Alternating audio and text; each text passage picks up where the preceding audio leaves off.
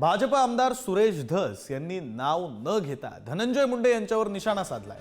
राज्यात पीक विमा माफिया तयार झाले असा उल्लेख आमदार धस यांनी केला।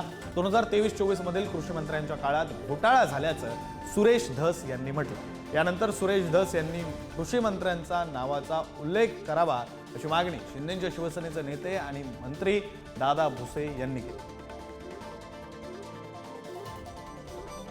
क्षेत्रफळ नसताना बाहेरील माफिया भरत आहेत पीक विमा माफिया।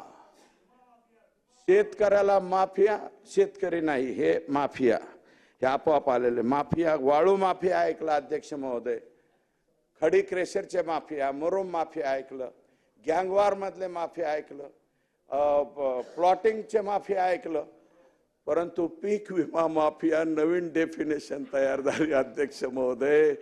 ही नवीन डेफिनेशन ती लवकरात लवकर सादर करावी आणि मायबाप सरकारच्या राजपत्रात ती जाहीर करावी। अध्यक्ष महोदय, माझी आपल्याला विनंती आहे की आता सन्माननीय सदस्य धस साहेबांनी जो काही पीक विमा घोटाळा आपल्या समोर निदर्शनास आणून दिलेला आहे, हा माफिया, तर त्यांनी उल्लेख करत असताना कृषी मंत्री असा एक उल्लेख केलेला आहे।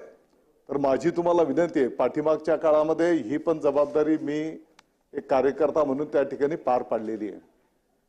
त्यांनी त्या विभागाचा मंत्री म्हणून जबाबदारी पार पाडली। माझी आपल्या माध्यमातून त्यांना विनंती आहे की त्यांनी पर्टिक्युलर कालावधी आणि नावाचा जर उल्लेख केला तर संभ्रम राहणार नाही।